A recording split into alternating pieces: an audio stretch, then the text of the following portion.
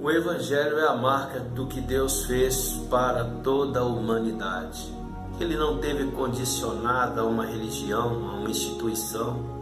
ou qualquer tipo de sistema filosófico, ideológico, seja lá o que for. Na verdade, o Evangelho é o fluxo do extrato que fluiu da essência quando foi manipulado de forma sublime pelos discípulos de Jesus Cristo. Discípulos esses que aprenderam com ele as magníficas palavras que vieram através desse mesmo Deus. Esse Deus maravilhoso que, mesmo sendo Deus, não se usurpou de ser como tal. A si mesmo se humilhou, se fez de servo, padecendo até a morte, sendo obediente, padecendo até a morte e morte de cruz. É o que Paulo testificou aos Filipenses no capítulo 2, quando diz que de sorte que haja em vós o mesmo sentimento que havia em Cristo Jesus, que mesmo sendo Deus, não se usurpou de ser Deus, a si mesmo se esvaziou, sendo obediente e obediente até a morte e morte de cruz. Enfim, esse Deus maravilhoso que habitava na glória, porque Ele sempre foi, é e sempre será Deus. E esse Deus maravilhoso tomou a forma humana, foi se limitando e se reduziu a simples, eu costumo chamar de metáfora, porque Jesus Cristo na verdade era uma metáfora humana, ainda que fosse um homem, uma criatura antropomórfica, digamos assim, porque dentro daquele corpo humano estava o Espírito de Deus com as limitações humanas, porém com a natureza de Deus. E esta mesma natureza de Deus ministrava os seus ensinamentos para os seus discípulos e até mesmo para as multidões que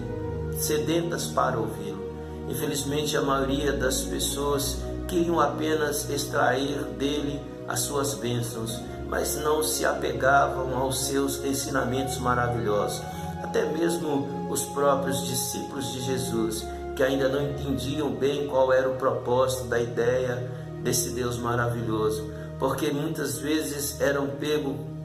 pegos com o desejo de conquista. Um queria se assentar à direita, outro queria se assentar à esquerda, enfim, até que puderam compreender qual era a boa, agradável e perfeita vontade de Deus para as nossas vidas. Algo que Paulo escreveu para os Romanos no capítulo 2 do livro de Romanos. Mas a questão agora é para falar daquele que, como testifica segundo as palavras dele, no primeiro capítulo do Evangelho de João. João deixou testificado que no princípio o Verbo era Deus, o Verbo estava com Deus, mas o Verbo se fez carne e habitou no meio dos homens. E esse Verbo que habitou no meio dos homens nos trouxe ensinamentos que são imprescindíveis, tanto de forma subjetiva para cada um de nós, como de forma coletiva, para que pudesse mesclar com as ideias maravilhosas deste, até então, Yeshua HaMashiach, o nome dele em hebraico, e em nossa língua, Jesus Cristo, que trouxe para nós uma nova dimensão, uma nova maneira de viver, uma nova forma de pensar, ensinando a aplacar o ódio com amor, com sua bondade, com sua misericórdia. Infelizmente, com o passar do tempo, o homem foi se perdendo, porque somos de natureza falha, e por causa da ambiguidade humana, por causa da falibilidade humana, aqueles que seguiram, que foram morrendo, e à medida que outros foram nascendo, foram desvirtuando, foram deturpando esses ensinamentos que são maravilhosíssimos, ensinamentos que nos trazem e nos falam de vida eterna, porque quando Jesus Cristo subiu carregando aquele pesado madeiro nas costas, com o corpo todo dilacerado, com o corpo todo ferido, ali ele estava no mundo espiritual autenticando as suas palavras, fazendo com que as suas palavras, que até então poderiam estar no mundo abstrato, se transformarem num batismo de sangue, num batismo de dor, num batismo de lágrima, em verdade para nossas vidas. Eu costumo dizer que o Verbo se transubstanciou na forma de Jesus Cristo, e essa transubstanciação trouxe a purificação para os nossos pecados, para a transformação de nossas almas, o resgate para que pudéssemos ter esperança de vida eterna através das palavras ditas por nosso Senhor Jesus Cristo, através das palavras que, como eu mesmo disse antes, os seus discípulos, ao manipulá-las de forma sublime, ao transformar essas palavras através das epístolas e dos ensinamentos, trouxeram para nós uma nova filosofia de vida, um novo entendimento sobre o que é a vontade de Deus para o homem. Infelizmente, muitos estupidamente afirmam que papel aceita tudo. É verdade, papel aceita tudo. Aceitou os ensinamentos deste Deus maravilhoso que chegou até a nós através da tua palavra, através dos seus ensinamentos, que foram, volto a repetir, manipulados, que foram formatados, que foram reformulados, que foram dimensionados de forma exponencial pelos discípulos que aprenderam a lição e aprenderam com Jesus Cristo que existia algo muito mais do que o ouro, do que a prata, do que as coisas vãs materiais desta terra, porque eu sempre enfatizo que nós somos efêmeros, como tudo é efêmero, mas aquele que prima pelas coisas espirituais, pelos ensinamentos profundos e verdadeiros deste Deus maravilhoso, esse alcança a dimensão certa, o entendimento certo do que é a graça de Deus para os homens, porque através do sangue derramado na cruz, o véu se rasgou. Esse Deus maravilhoso pôde nos ver através desse mesmo Deus, que, volto a repetir, eu sei que é redundante, mas é imprescindível que se repita, que o Verbo que se fez carne habitou em nós, mesmo ele sendo Deus, ele não se usurpou de ser Deus, não teve por usurpação ser o que ele era, mas diminuiu-se a si mesmo ao ponto de menosprezar toda a excelência que sempre possuía para abraçar a nossa causa e com compaixão entregar a sua vida para que através da vida dele nós pudéssemos ter vida eterna. E a vida eterna é essa, é que conheçamos Jesus Cristo como nosso único e suficiente Salvador, não de uma forma ideológica, não de uma forma superficial, mas no íntimo do nosso coração, de forma intrínseca, reconhecendo o quanto nós somos falhos e imerecedores, reconhecendo que através dos nossos esforços nós nada podemos fazer, nós não chegaríamos ou não chegaremos a lugar nenhum, que assim como foi necessário que esse Deus maravilhoso pudesse ter sacrificado uma animalha, tirado o couro dessa animalha para vestir, revestir, tampar o pecado do primeiro homem, que era o primeiro Adão. Assim Deus pegou um animal, como ele pegou um animal inocente que nada teve a ver com a primeira usurpação que houve, porque Adão acabou se usurpando, dando ouvidos a espírito decaído que o orientou dizendo que ele se tornaria como Deus. Infelizmente Adão contaminou a sua natureza e como também concomitantemente contaminou toda a sua descendência, toda a natureza humana. Esse é o princípio da cristandade, esse é o princípio das Sagradas Escrituras. Mas naquela mesma época, quando este primeiro homem desejou tornar-se ser como Deus, o próprio Deus vaticinou que da semente da mulher surgiria um que pisaria na cabeça de Satanás, aquele que levou Adão a desejar tornar-se como Deus. E isso se aconteceu quando o Verbo se fez carne e habitou no meio dos homens. Lá estava Yeshua Mashiach, ou seja, Jesus Cristo, o segundo Adão,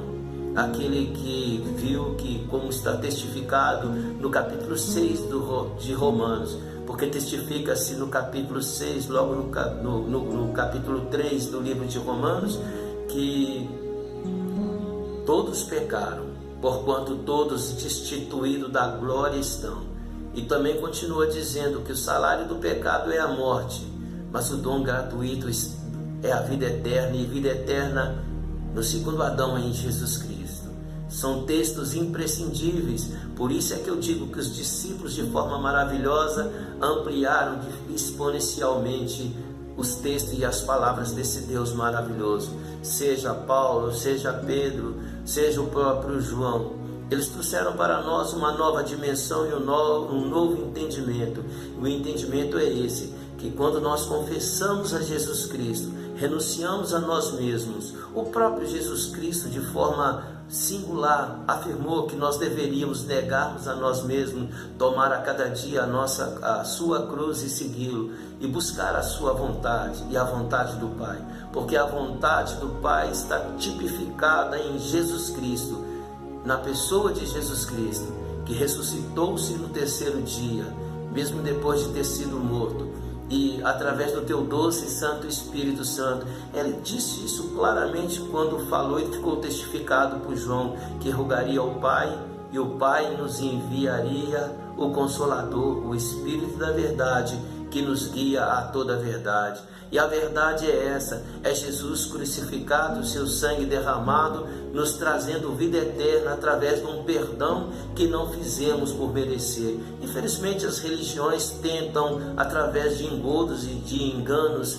alcançar qualquer mérito, mas nós nada fizemos por merecer. Paulo deixa claro isso, é um texto emblemático quando ele diz que a salvação ela vem pela graça, ela não vem de nenhum de nós para que nós venhamos a nos gloriar, é dom de Deus. Isso está testificado quando ele escreveu para os Efésios no capítulo 2. E quando nós reconhecemos a nossa falibilidade, reconhecemos a nossa reais condições humanas de ínfimos pecadores, nós abrimos precedentes para que a graça, para que a misericórdia desse Deus chamado Jesus Cristo possa transformar as nossas vidas através do próprio Evangelho, através das palavras que passaram de geração a geração. Ainda que infelizmente, volto a repetir, muitos tentaram deturpar essas palavras que vieram tanto de nosso Senhor Jesus Cristo, como também dos seus discípulos. Tentaram criar doutrinas que nada têm a ver com as Sagradas Escrituras, mas Deus estará sempre levantando pessoas determinadas a salvaguardarem a excelência das Sagradas Escrituras, a trazerem em seus corações o desejo de levar a verdadeira vontade de Deus. E a verdadeira vontade de Deus é que venhamos reconhecer nele, através de Jesus Cristo, a condição para a vida, deixando de lado todo engano, todo sortilégio, todas as mentiras, que desde que o mundo é mundo, desde que Adão foi tentado e desde que Adão deixou-se levar pela tentação, acabou caindo por terra, e ao cair por terra, ele colocou em perda total a sua descendência. Mas nós somos a descendência de Jesus Cristo, pelo menos aqueles que querem seguir fielmente, com temor e com tremor, os ensinamentos deste Deus maravilhoso, cujo nome é Jesus Cristo. Aceitar a tua boa, agradável e perfeita vontade, a condicionar as nossas vidas ao propósito desse Deus maravilhoso. E, acima de tudo, reconhecer o quanto somos falhos, pedir a Deus com sinceridade que perdoe as nossas falhas, porque sem o arrependimento é impossível. Para isso se manifestou o Filho do Homem, para desfazer as obras que Satanás operou e tem orquestrado desde o início de tudo. Mas Deus, na sua bondade, na sua misericórdia, Ele, tal qual como testifica nas Sagradas Escrituras, onde abundou o pecado, superabunda a graça de Deus. E a graça de Deus é manifesta através do teu doce e santo Espírito, na redenção que nos é dada, através deste propósito maravilhoso, reconhecer em Cristo Jesus reconhecer nos evangelhos, reconhecer na doutrina santa desse Deus o princípio basilar para estarmos em comunhão com Deus, porque Jesus Cristo, Ele é o caminho, Jesus Cristo, Ele é a verdade, Jesus Cristo, Ele é a vida, e ninguém vai ao Pai se não for por Ele. Bendito seja o teu santo nome. Amém.